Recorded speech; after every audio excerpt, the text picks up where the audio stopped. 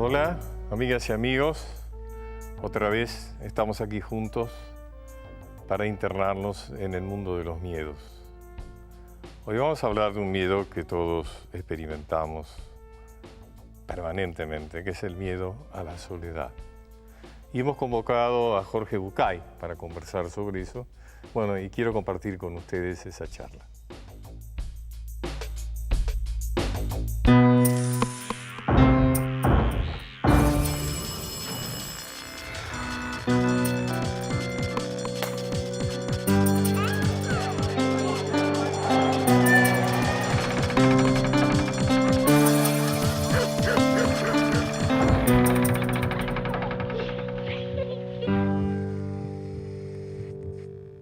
Jorge Bucay nace en Buenos Aires en 1949. Se graduó de médico y se especializó en enfermedades mentales. Es psicodramatista y psicoterapeuta. Algunas obras: Recuentos para Demián, Cuentos para pensar, Amarse con los ojos abiertos, la serie Hojas de Ruta, El camino de la autodependencia, El camino del encuentro, El camino de las lágrimas y El camino de la felicidad. Sus libros son bestsellers en México, Uruguay, Chile, Costa Rica, Venezuela, Puerto Rico y España, y han sido traducidos para su publicación en Estados Unidos, Inglaterra, Corea, Hungría y Brasil. Jorge, vamos a hablar sobre el miedo a la soledad. Hay distintas versiones, ¿no es cierto? La Biblia dice, no es bueno que el hombre esté solo. Después hay otros, Carlyle, por ejemplo, se escribía que quien está bien solo o es una bestia peligrosa o es un dios. ¿Qué pensás de...?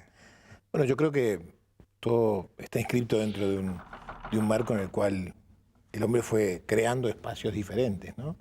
No nos olvidemos que hasta la Edad Media estar solo era verdaderamente peligroso. Quiero decir, la seguridad venía de la comunidad levantaba, levantaba muros, claro. La comunidad tenía ejércitos, el señor feudal intercambiaba protección a cambio de esclavitud, y esto es lo que se daba. Solamente los héroes, los místicos, los locos y los artistas estaban fuera de la égide de protección. Los héroes, los místicos, los artistas y los locos. Exactamente, solamente estos quedaban fuera de la comunidad, digamos así.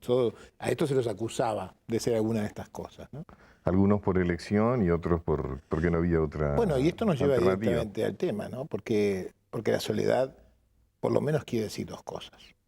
Una cosa que yo llamo personalmente estar solo, y que no necesariamente tiene por qué ser desagradable, y que tiene que ver quizás con una elección. A veces. Puede ser una elección, claro. Yo creo que sí. Claro. Y en este caso, cuando es una elección, quizás no genere tanto miedo y tanto desagrado, ni sea una cosa tan negativa, ¿no? Un espacio que yo diría de reflexión, o de introspección, o de entrenamiento. El entrenamiento de ciertas habilidades requiere de una disciplina que muchas veces... Bueno, vos sos escritor y seguramente para poder escribir uno tiene que aislarse, ¿no es cierto? Y yo creo que sí, yo creo que la búsqueda de la concentración, de la inspiración, la búsqueda de la conexión con las propias ideas, así como muchas veces y para muchos cultores del ejercicio, la búsqueda de conexión con el propio cuerpo, también es un espacio de soledad, ¿no? Así que me parece a mí que hay una soledad que es elegida y que no es necesariamente desagradable ni temida por aquellos que de alguna manera han podido aprender a vivir solos. Quizás de esto habría que extenderse un poco, pero lo que sí es cierto es que esta soledad de estar solo es muy diferente de la otra, la del sentimiento de soledad. El sentimiento de soledad. Esto que vulgarmente se dice sentirse solo. Sentirse solo viene con la connotación de lo negativo, viene con la connotación de lo temido, ¿no? Creo que ese mundo interior que desarrollé enormemente por hija única es lo que hace que mi estar sola sea riquísimo y que lo disfrute mucho. En realidad tengo una vida social enorme y a la vez también tengo mis espacios de aislamiento que disfruto un montón. No tengo miedo a la soledad.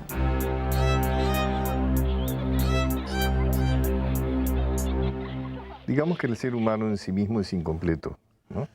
Ya Dios cuando lo crea, después de crearlo, lo mira un ratito y se da cuenta que le tiene que crear una compañera, ¿no? Sí. O sea que la búsqueda, digamos, del amor, la búsqueda, siempre hay una especie de búsqueda de otro que a uno lo complete, ¿no es cierto? A mí me parece muy interesante este planteo, porque justamente la filosofía, vos lo sabés, ha recorrido dos grandes rumbos, ¿no? Aquellos que creen que en realidad el hombre es un animal depredador, solitario, pero que se asocia por conveniencia y que en realidad se asocia más por alianza y por necesidad que por otra cosa, y aquellos que creen con Rousseau que el hombre es básicamente social, ¿no? Y que en realidad esta estructura de sociedad que la ruina es tiene, la sociedad, básicamente. claro, que la sociedad después lo pervertirá, pero que él tiende a juntarse por necesidad de esto. Una persona que los dos queremos y valoramos, que es Humberto Maturana, el chileno, Sí. dice que en realidad lo que hace del ser humano su humanidad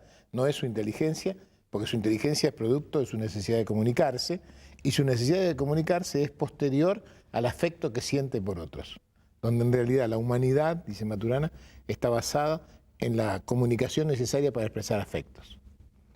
Además, digamos, si uno ve lo que es el ser humano en el principio de la vida, es un ser tan menesteroso, es insólito que el hombre comience a caminar recién al año.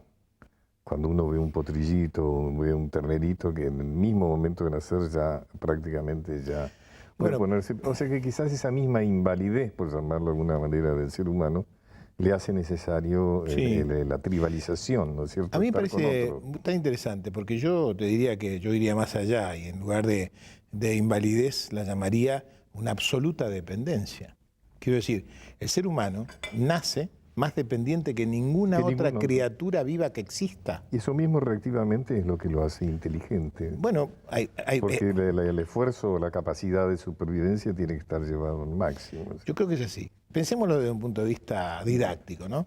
Lo primero que un bebé humano dice, la primera palabra que dice en general es ma, por mamá. Y la segunda es pa, por papá. Sí. Y la tercera es más.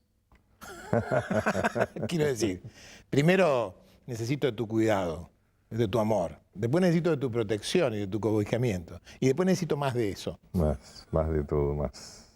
Y estos somos, ¿no? Bichos necesitados del afecto, necesitados de la mirada, del cuidado, porque nacemos absolutamente vulnerables, absolutamente vulnerables. Alguna vez, en alguno de estos delirios que mis colegas y yo estudiábamos y planeábamos leyendo a Las Fuentes o leyendo a Freud, pensábamos que finalmente en esta historia del nacimiento un chico nace necesitando del afecto, necesitando del cuidado y necesitando del reconocimiento.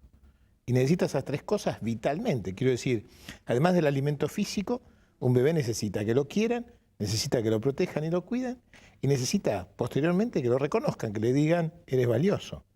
Estas necesidades perduran después. ¿Cómo no temerle a la soledad? Ahí está la marca del peligro de quedarse solo, ¿no? Claro, porque soledad se asocia con desamparo. Con desamparo. Es curioso el miedo a la soledad, pero yo creo que en muchas personas ese miedo anida muy fuertemente, ¿no?